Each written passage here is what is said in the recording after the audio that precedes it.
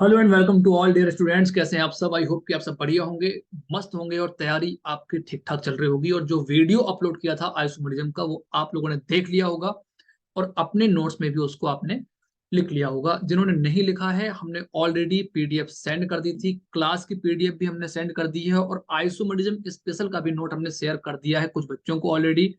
तो जिनको नहीं मिला है वो उनसे ले लें, और जिनको ज्वाइन करना हो तो वो जाके टेलीग्राम में भी जाके वहां से इसको डाउनलोड कर सकते हैं। ठीक है ना? दोनों ऑप्शन आपके पास है, या फिर अपने क्लास के फ्रेंड से उसको आप ले लें। हमने बहुत सारे बच्चों को भेजा हुआ है। चल, वापस आते हैं जरा। अब जरा बात करेंगे। पोजीशन आइसोमेरिज्म हम लोगों ने कंप्लीट कर लिया था, उसी के आगे जरा कुछ चीजों को समझते हैं। कितनी आइसोमेरिज्म बनेगी कुछ क्वेश्चंस की। देखो, स्क्रीन आपको हम शेयर कर दे रहे हैं।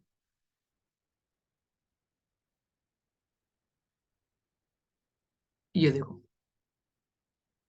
पोजीशन आइसोमेरिज्म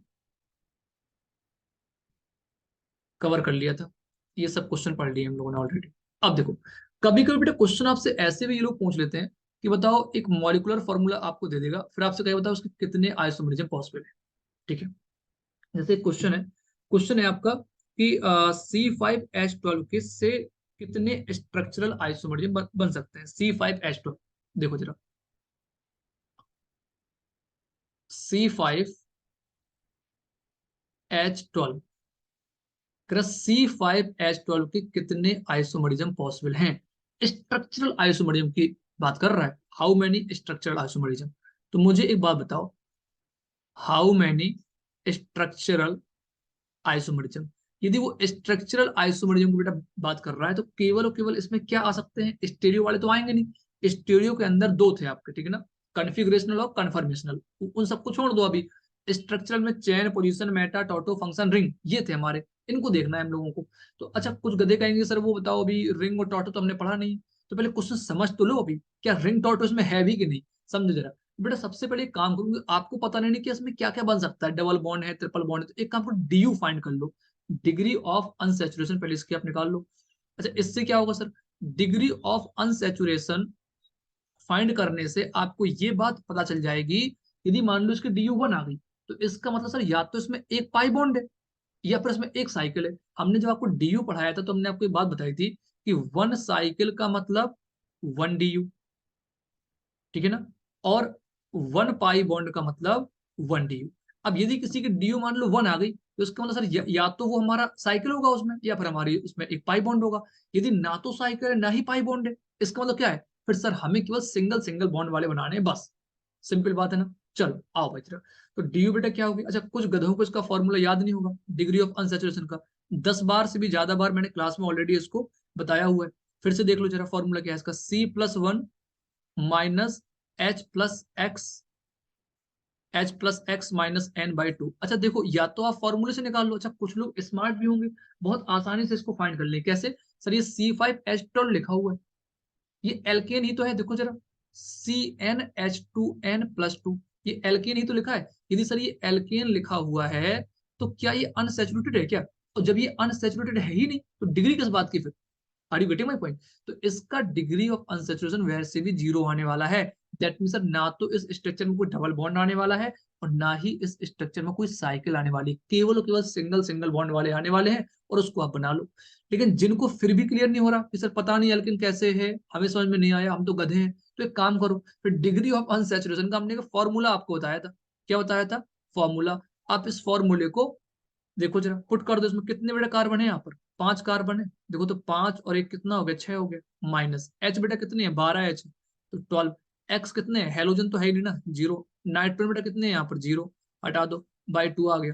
ठीक है ना? तो देखो 2 6 जा 12। अच्छा, जीरो को आप प्लस करो माइनस करो, कोई फर्क तो पड़ना है नहीं, समझो। और 6 यहाँ पर था, 6 - 6 कितना आ गया? जीरो आ गया। तो DU बेटा कितनी आ गई? जीरो आ गई। यदि डिग्री ऑफ अनसेचुरेशन इसका जीरो आ गया है, इसका मतलब सर हमारा क्या है कि ना तो इस स्ट्रक्चर में कोई पाई बॉन्ड के स्ट्रक्चर बनाने हैं, और ना सर C5H12 में कोई हमें साइकिल बनानी है। हमें स्ट्रक्चरल आइसोमेरिज्म केवल केवल किसके निकालने हैं? हमें स्ट्रक्चरल आइसोमेरिज्म केवल सिंगल बॉन्ड वालों के निकालने हैं। आओ जरा मिलकर निकालते हैं। देखो बेटा, C5H12, तो केवल इसके सिंगल बॉन्ड। तो एक काम करो, एक कार्बन, दो कार्बन, तीन चार पांच, पहले कार्बन बना लो आप। 1 2 3 4 5। एक तरीका ये है। 12 बेटा इसमें हाइड्रोजन आपको फिल करने। देखो 3 और 3 6, तो 8 10 और ये 12। तो एक स्ट्रक्चर बेटा आपका ये है, समझो। अब एक काम करो, 5 की चेन है, इस 5 की चेन को 4 बनाओ, क्योंकि आइसोमरिज्म होता ही क्या है, अभी आपको हमने चेन आइसोमर पढ़ाया, पोजीशन आइसोमर हमने आपको पढ़ाया। तो इसका मतलब बस यही तो है कि सर हम एक काम करें, इसके इसका मॉलिक्यूलर फॉर्मूला यही रखें C5H12, लेकिन इसके अलग अलग स्ट्रक्चर बना लें। तो 5 से बेटा 4 की चेन में आ जाओ आप, 1 2 3 4, 4 की बेटा चेन बना लो आप। अब कार्बन को आप कहीं पे और रखो, क्योंकि कार्बन तो 5 करने हैं ना आपको, 5 थे 5 ही करने हैं, 12 हाइड्रोजन आपको करने हैं स्ट्रक्चर, लेकिन आपको 4 की चेन का एक बना लो। अब बताओ, अब एक कार्बन कहाँ रखें? अच्छा, कुछ गधे कहेंगे सर यहाँ रख दो। जरा मुझे एक बात बताओ बेटा, यदि आपने यहाँ रख दिया तो ये चेन अभी भी देखो 5 कार्बन की नहीं है क्या? यहाँ पॉसिबल नहीं है। अच्छा, अब कुछ लोग कहेंगे सर एक काम करते हैं फिर, 4 यहाँ कर लो, यहाँ रख दो एक। तो देखो बेटा, ये अभी भी कितना है, 5 नहीं पूरा ये, अभी भी तो बेटा ये 5 का ही चेन है IUPAC के अकॉर्डिंग, तो ये भी पॉसिबल नहीं है। तो क्या करें सर, 1 2 3 4, एक हम हाइड्रोजन यहाँ रख सकते हैं। क्लियर है ना? अब देख लो जरा, CH3 CH3 CH3, और ये CH2, और ये आपका CH। देख लीजिए जल्दी से,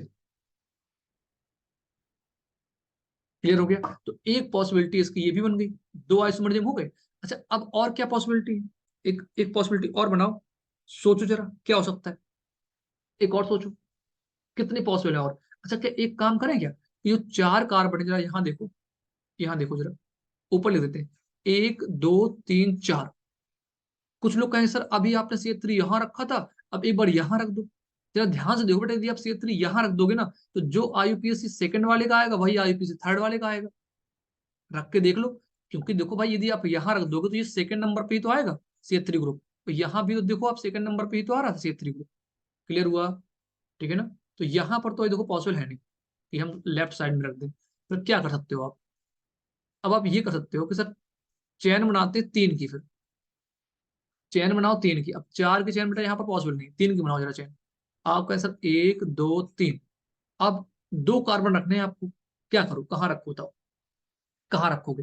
बेटा यदि आप दोनों कार्बन यहाँ रख दोगे पहले वाले में, तब भी दिक्कत है।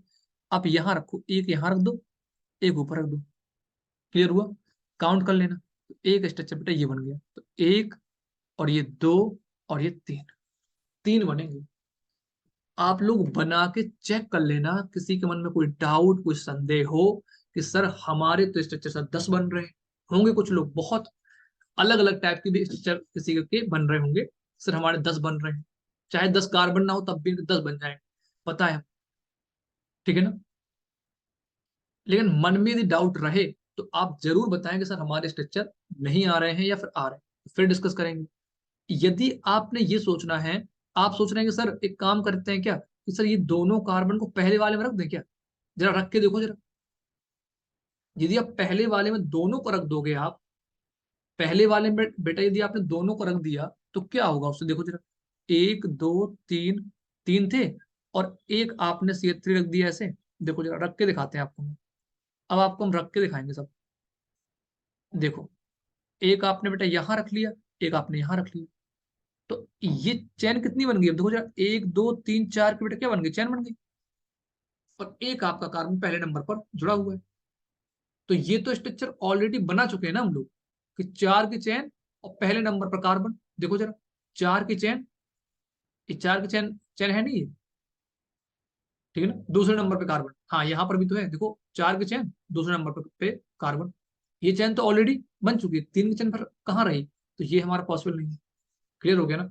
तो ऐसे बनाते हैं total number of structural isomerism. कैसे बनाते हैं कि सर जितने कार्बन का होता है कोई मॉलिक्यूलर फॉर्मूला, उतने ही कार्बन सबसे पहले हम लोग 5 में चेक करते हैं कि 5 में क्या क्या पॉसिबिलिटी है।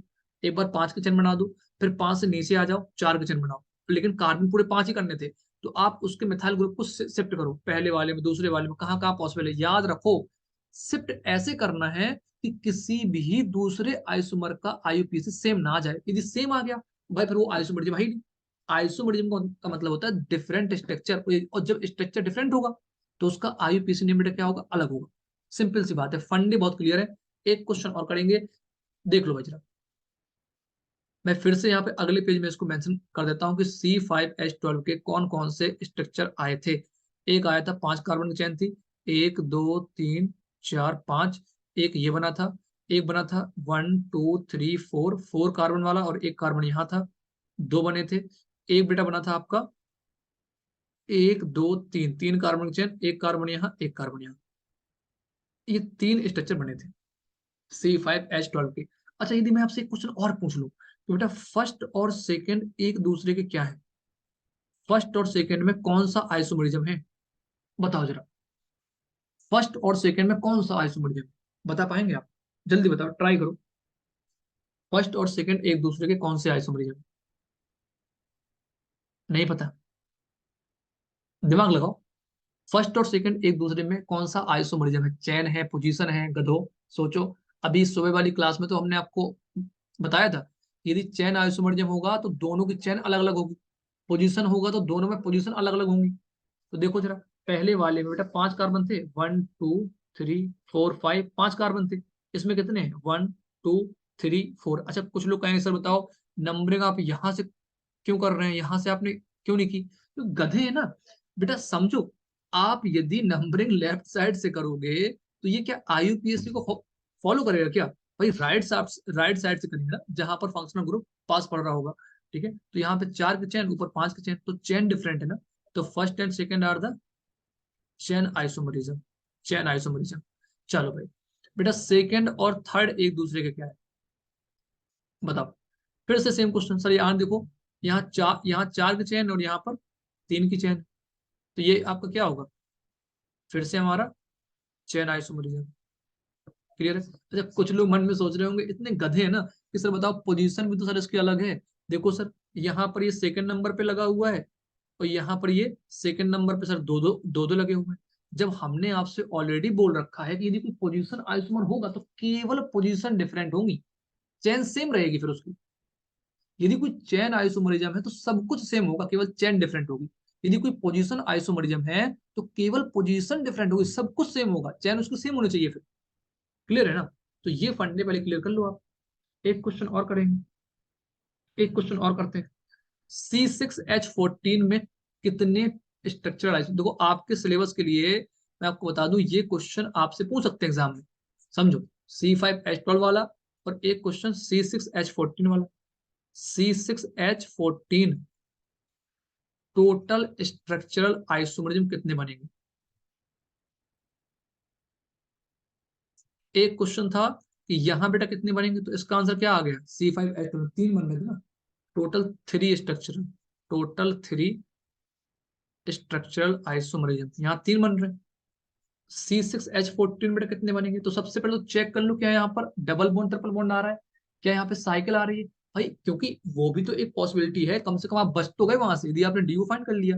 डबल बॉन्ड नहीं आ रहा, मान लो डी जीरो आ गई, तो फिर क्लियर हो गया कि सर हमें डबल बॉन्ड वाले स्ट्रक्चर नहीं बनाने। मान लो डी आ गई, तो इसका मतलब सर हमें फिर उसमें डबल बॉन्ड रखना पड़ेगा हर स्ट्रक्चर में। समझ गए ना? कुछ लोगों को अभी बाउंस कर रहा होगा, कहेंगे सर अब कल आपसे मिलेंगे, फिर पूछेंगे कि ये डबल बॉन्ड वाला क्या बताया था आपने, कि डीयू निकाल लो, डीयू से सर क्या होगा? ठीक है ना? सही है। चलते हैं, देखते हैं कितने लोगों को ये कॉन्सेप्ट बाउंस जा रहा है। कल मिलेंगे फिर।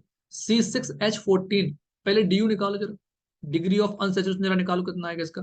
वैसे तो गधो ये एल्केन है, खुद देखो CnH2n+2 को फॉलो कर रहा है।